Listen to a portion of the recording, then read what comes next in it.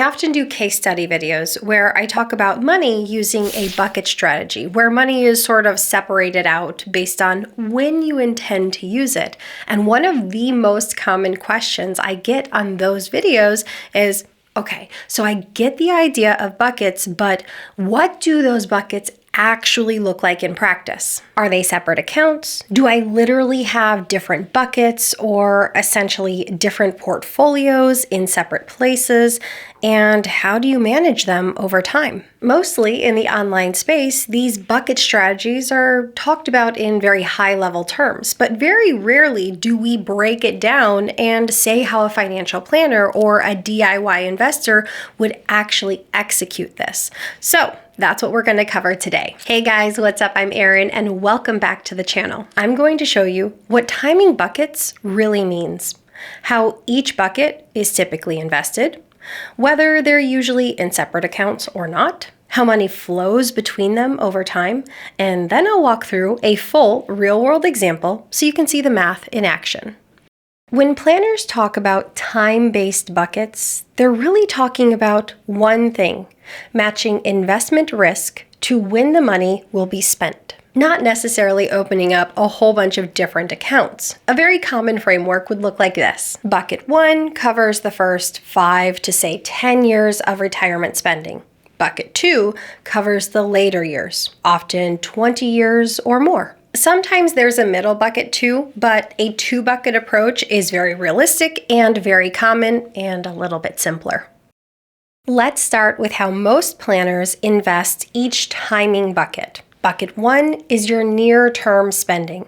This usually covers the first 5 to 10 years of retirement. The whole goal here is stability and liquidity. Typical investments here would be high-yield savings account, money market funds, short-term bond funds, maybe a treasury ladder, or a conservative balanced fund. And even though this near-term bucket is for short-term spending, we're generally not going to be 100% in cash or bonds or treasuries. Ideally, we still want to have some level of equity exposure because this helps to preserve our purchasing power and offset inflation over time. The whole goal here is we want very low volatility, we want very easy access of these funds, and we're not chasing major growth. This bucket essentially ensures your short-term retirement paychecks. And importantly to mention, this first bucket is designed to be spent down over time. Your long-term bucket is there for growth in the background, and then periodically, when the market is up, you refill this first bucket from that second bucket. Bucket number 2, this is your long-term money. This covers the later years of retirement. The goal here is long-term growth that beats inflation and preserves your purchasing power over time. The typical investments here would be index funds. It could be US-based, could be international-based, maybe a mix of them, but you want growth-oriented funds. And if you're a dividend investor, you might have some dividend funds here as well. Here, higher volatility is okay. We have a longer time horizon for this bucket, and this is really the growth engine of your plan. This bucket is really designed to protect you in the long term. It's designed to preserve your purchasing power. It's your hedge against inflation. It really fuels decades of retirement spending. So your long-term bucket helps you for the long road ahead, where your near-term bucket supports the day-to-day spending. Now, the big question that comes up: are these in separate accounts? Usually, no. In real financial planning practice, most people do not open separate accounts for each separate bucket. Instead, they keep money in the same retirement accounts. Maybe that's 401ks, Roth IRAs, brokerage accounts, and they invest portions differently based on timing. And then they track these buckets conceptually, whether that's in software or in spreadsheets. So in reality, you'd look at your total portfolio and you might have some cash, you might have some bonds, you might have some equities, and within that you would say this portion might represent bucket 1 and this portion might represent bucket 2, but you don't truly look at your portfolio and say this account represents bucket 1 and this account over here represents bucket 2. And as for why planners usually keep it in one account, well, it's simply more efficient. This has a way of making your taxes a little bit easier. It makes rebalancing a little bit easier. It makes it easier to adequately meet your required minimum distributions. And it has a way of keeping your asset allocation a bit cleaner. Most modern planning software has a way of labeling it as near-term spending and long-term growth, even though you have one total portfolio. Now, can you use separate accounts? Yes, absolutely. Some people do, but it's generally for psychological reasons. From an efficiency standpoint, it is more complicated. It has a way of sometimes creating tax issues, and it doesn't meaningfully improve outcomes. So that's why most people prefer one portfolio with multiple investments inside it. Now, how does the money flow between the buckets? Because this is where the bucket strategy really comes to life. A very common real-world practice might look like this. Every year or every few years, you're spending from bucket 1, and then when the markets are up, you would sell the appreciated assets from bucket 2 to refill bucket 1. So over time, bucket 1 slowly drains as you spend, bucket 2 grows in the background, and periodically, you top off bucket 1 again. Importantly, you are managing one portfolio, not a bunch of separate portfolios. And really, your goal is to keep your portfolio and your money aligned with your stage of life and aligned with when you're going to need this money. As your retirement progresses, portions of your long-term growth bucket gradually become part of your near-term spending bucket. So you're just continually rebalancing. Your investments evolve with you. And when you do this, you're really doing 3 important things. This manages sequence of returns risk. It helps people stay calm when markets are volatile, and it preserves the long-term growth portion of your portfolio. So now that we've covered how the buckets are built and managed in practice, let's walk through a real example with actual numbers. First, let's start with the spending goal. Our individual wants $80,000 per year in retirement. Phase 1, these are the bridge years. They want to retire at age 58 and won't claim Social Security until 65. So that's 7 years where the full $80,000 per year has to come from their portfolio. That means total spending during this phase is $560,000. Now, instead of fully funding this portion of retirement with ultra-safe assets, we're going to still have some equity exposure within this portion of the portfolio. So we're going to expect some level of growth. So we're okay saying we'll have 90% of this portion of retirement funded. So we can have this bucket be 10% smaller than the actual spending. So bucket 1 starts with $504,000 in it. Phase 2 is the long-term retirement phase. Once Social Security kicks in at 65, they'll receive $2,600 per month as their benefit, which is $31,200 per year. Now their portfolio only needs to cover the remaining $48,800 per year.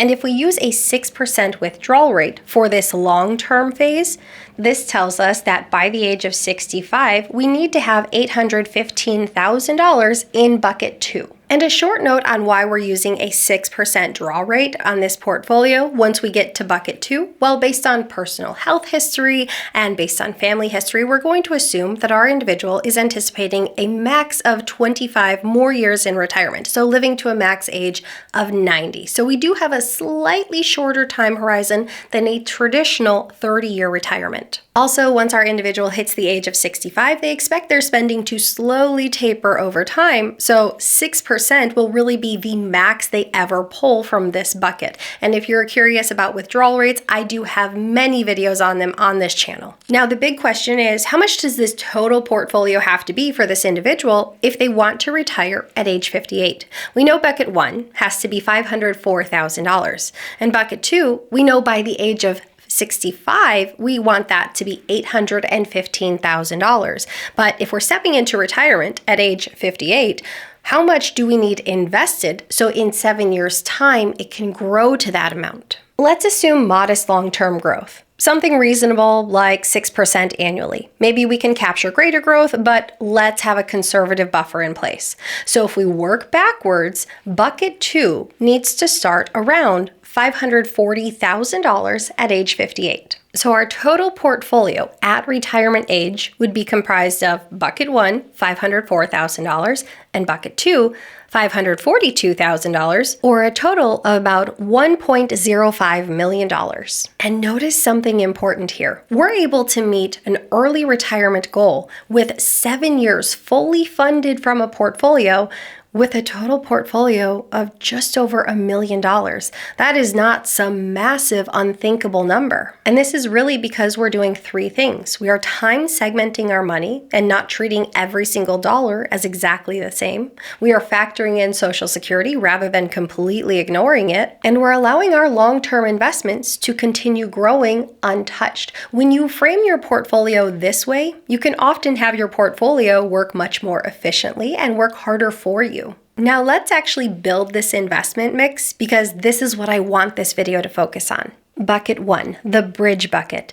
This one is conservative, but it still includes some growth. So a very realistic mix might be 70% in safer assets and 30% in equities. So if we break down this portfolio specifically, that might be $353,000 in safer assets and $151,000 in equities. The real goal here is reliable withdrawals, modest growth, and very low volatility. And the reason I chose this specific asset mix is based on Morningstar's research. This is the type of portfolio that has the highest success rates for early retirement. Bucket 2 is the long-term growth bucket. A common allocation might be 75% to equities and 25% to bonds. So what this specific bucket would look like at age 58 would be $407,000 in equities and $135,000 in bonds. The goal here is to allow this portion of the portfolio to grow to that $815,000 target that would then support the next 25 years of retirement. So if we put this all together at the age of 58, yes, we do have money earmarked in our bucket 1, our bridge bucket. And we do have money earmarked in bucket 2, that long-term bucket. But zooming out and looking at the whole portfolio, our total investments would be just shy of $1.05 million. And in total, we'd have about $558,000 in equities and $488,000 in safer asset classes. This works out to roughly 53% stocks and 47% safer assets. And this might be a very typical asset allocation for someone doing early retirement in their late 50s utilizing a bucket approach. Now here's the really important part. This portfolio isn't static. That portfolio around age 58 makes sense because in those early retirement years, we're prioritizing stability and protecting near-term spending. But over the next 7 years, something important happens. You're gradually spending down that near-term bucket, and the long-term bucket is quietly growing in the background. So gradually, the short-term bucket shrinks as it does its job, and the long-term bucket grows towards that $815,000 target, and the portfolio naturally shifts towards a longer time horizon. When Social Security kicks in at age 65, 2 important things become true. First, you no longer need as large of a near-term spending buffer because Social Security covers part of your essential spending. And 2, you still need long-term growth because you still may have 25 years of retirement ahead of you. So in practice, many planners will actually tilt this portfolio more towards equities. Instead of something like 53% stocks, the portfolio might now be closer to 60 or 65% stocks and 35 to 40% safer asset classes. The near-term bucket might now be smaller, maybe only holding 2 to 3 years worth of spending. The rest remains invested for long-term growth. The total portfolio itself still may hover around $1 million, but we have less tied up in short-term security and more positioned for growth. And this is completely intentional. You've already navigated the riskiest early retirement years. Social Security is now providing a stable income floor, and the portfolio can afford to focus a little more on long-term sustainability. In other words, your portfolio evolves with you, and it's worth mentioning that there are no sudden shifts with your portfolio. Your portfolio just simply inches to a slightly different allocation over time. Your portfolio evolves with you, but you always have have one portfolio that you're managing. The goal is simply to align it with your current stage of life. So when people talk about the bucket strategy, what they really mean is you're not separating money into different accounts. You're separating it by time horizon and investing each portion appropriately. Near-term money is protected, long-term money is allowed to grow, and over time, you simply rebalance and refill. That's it. Pretty simple. The bucket strategy is really about structure, but you're still managing one portfolio, just money is invested wisely based on timing. So what are your thoughts on the bucket approach? Do you plan on using a bucket approach when you go into retirement, or are you using a blended strategy? Let me know in the comments down below. I post new videos every single week. If you got anything at all out of this one, please give it a like. If you're new here, please consider subscribing, or if you know someone who might get something out of this type of content, please consider sharing. I'll see you soon. Bye. Bucket level strategies. High yield.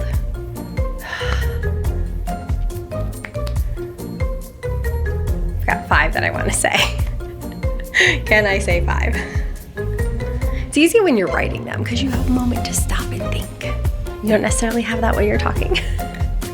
Typical investments here would be high yield savings accounts, a stable bond fund. 2 of 5. We failed. It's literally a failing grade. For a dividend investor, maybe you have trying to protect you in the long run.